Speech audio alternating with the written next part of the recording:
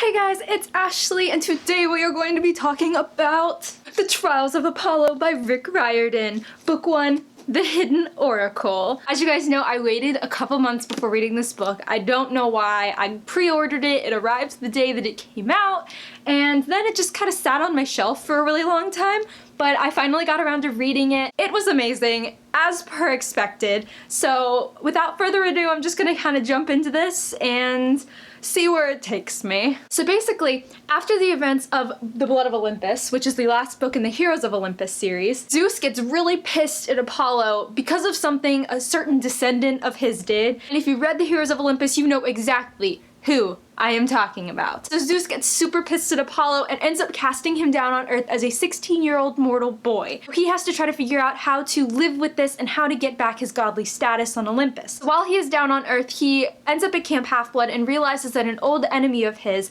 is planning on reclaiming the oracles. And he's really scared, but he knows that is the only way that he's going to reclaim his godlike status on Olympus. So he teams up with Meg, this 12-year-old street demigod, and together they go and they try to fight this big baddie that he is so scared of. So obviously I gave this book 5 stars. I don't know how I couldn't. Honestly, the haikus at the beginning of each chapter automatically made me fall in love with this book, even before starting the first chapter. Like, it had me hooked automatically, and it was seriously, like, oh my god, I just loved it so much. So the thing that I loved and adored about this book, which was a lot different from all of the other books that Rick Riordan has written, is that this was told in the point of view of a god. We got to see Apollo's progression from thinking like a god to realizing and coping with his newfound humanity as a human in just about 400 pages. And I loved every second of it. In the beginning, you've got Apollo, like, remembering things that happened in the past and, oh, they should be thanking me because I did this for them. But toward the end, he realizes just how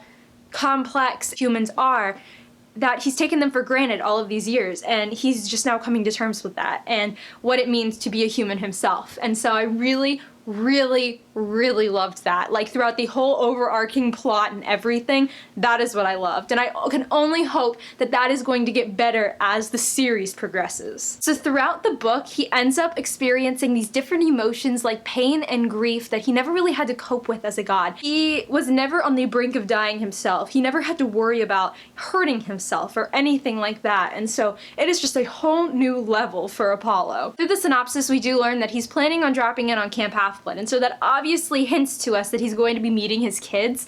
And those moments where he met his kids were just so adorable to me, because whenever he would interact with them, he would remember the human parent that he was in love with at the time, and it was just like, oh my god. Another thing that I absolutely loved was the difference between Meg and Apollo, how much different they are. I don't even have specifics, just in general, how different they were. And their relationship progression throughout the story was just perfect. And even though the end made me really want to know what the heck is going to happen in the rest of the series, I just really hope that their relationship stays really close, because they really did grow kind of close in the middle, and I really enjoyed that part. And then the last thing that I really want to say, because I have a lot to talk about in the next section, is I loved all of the character cameos.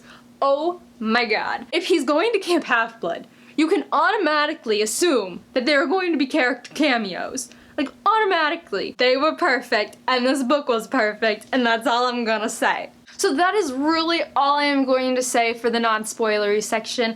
I really don't want to go into any details that I may go into in the next section. For those of you who haven't read this book, leave now, read the book, come back and talk about it with me. So yeah, that's pretty much it.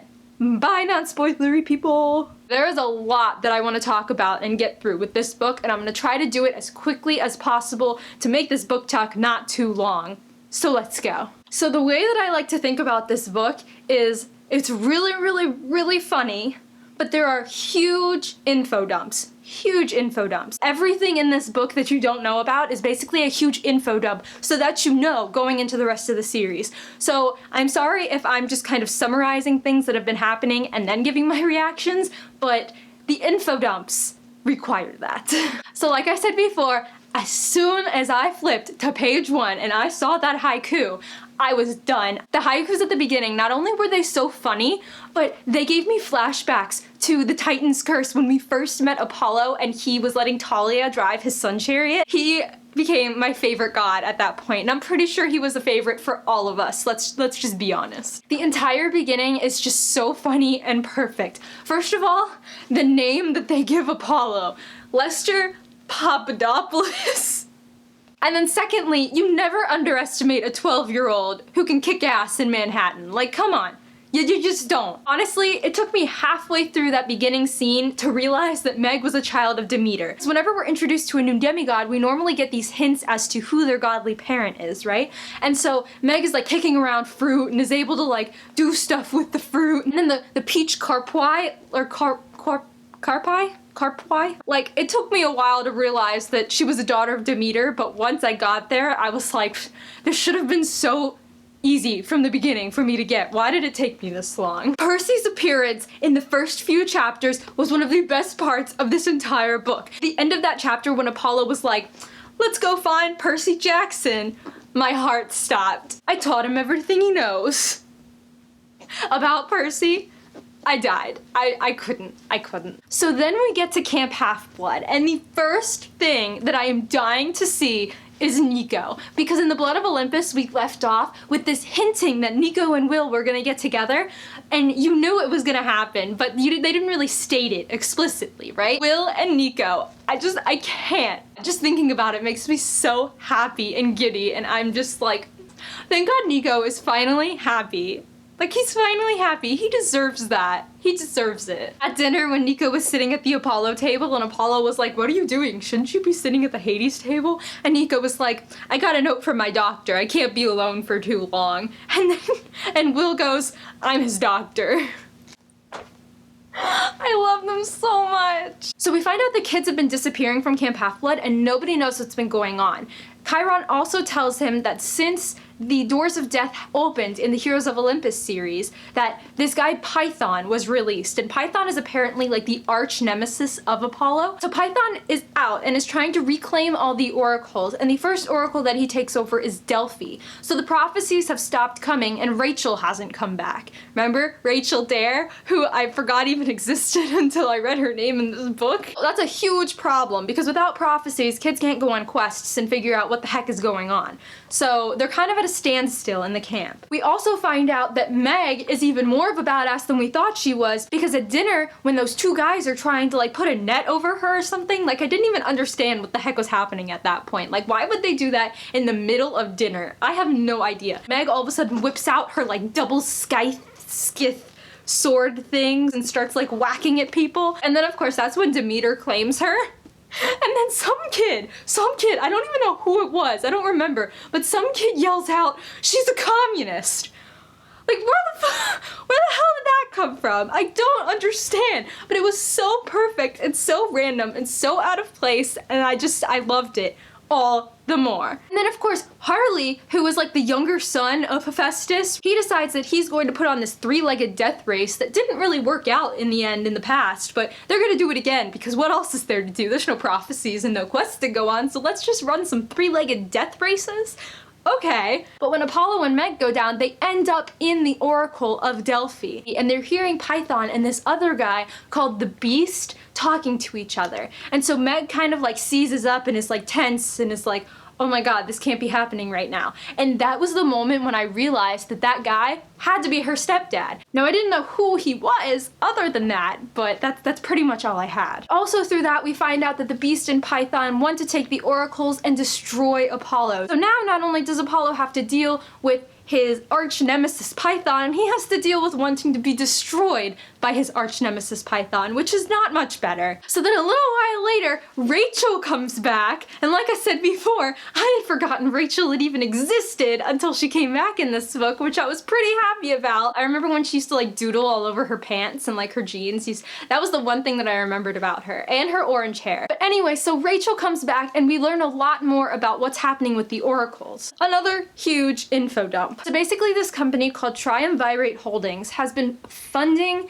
Luke's war all the way back in the Percy Jackson series, and even Octavian's whole war with the Greeks, and nobody knows who the hell these people are, other than that triumvirate normally contains 3 people. So 3 people are supposedly running this business. We do find out that the beast is a part of it at this point, and so this is where the oracles come in.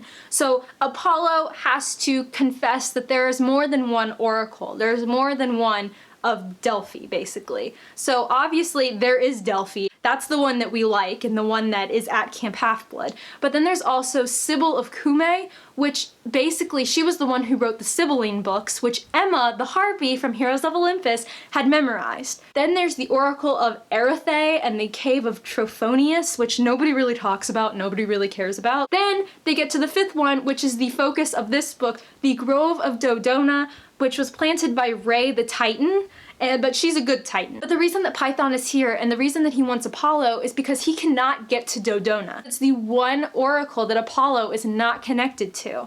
He's not in charge of, and so he wants Apollo to destroy it, basically. So Meg and Apollo end up going into the forest to look for the grove, and they end up finding these geyser gods. They're really funny. They're like these tourist attraction guys, so they're trying to get you to like rate their geysers and rate the forest on Yelp and stuff like that, and it's really funny. We find them, and I'm like, yes, people that can help, and then all of a sudden these giant ants come along, and I'm like, no, this doesn't need to be happening, not now. So that was a big bust. We find out that the beast is this guy named Emperor Nero, and he was an emperor back in the Roman times, back way back when.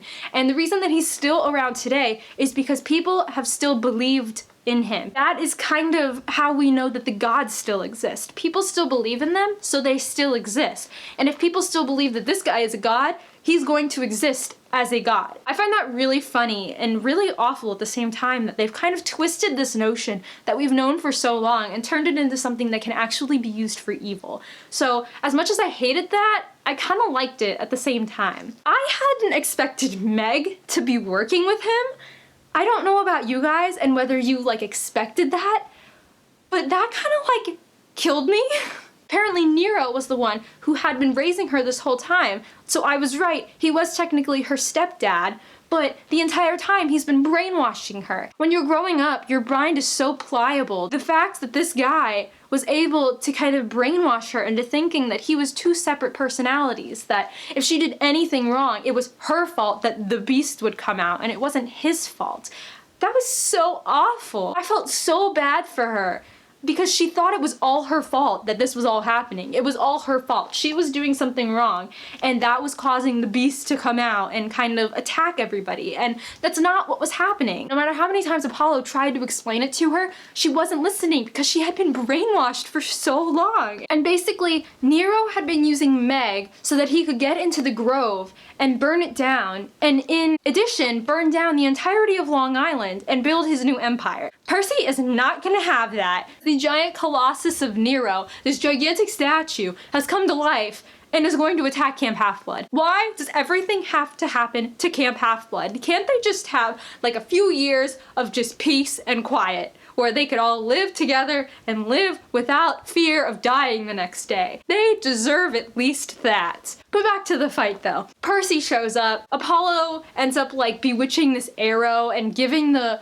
Colossus statue hay fever, which then he like sneezes his head off, which I found so hilarious.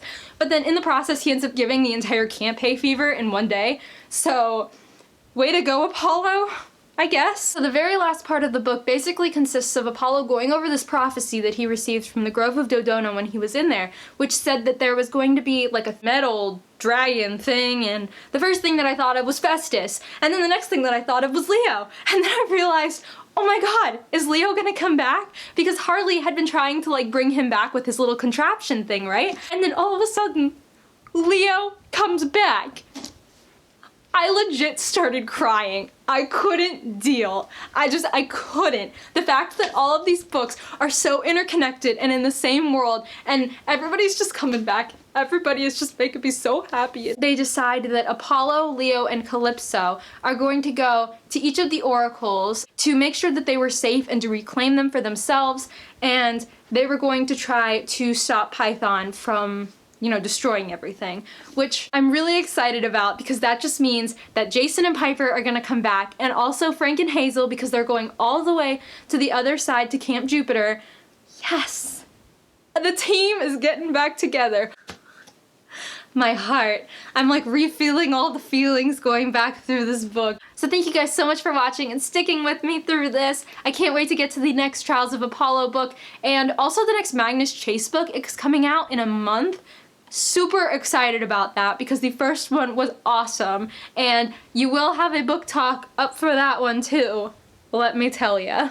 If you like this video, give it a big thumbs up and subscribe to my channel if you want to be notified of when I upload new videos. I am adash12 on Instagram, Twitter, and Goodreads, so you can say hi to me there. Again, thank you guys so much for watching, and I'll catch you later. Bye!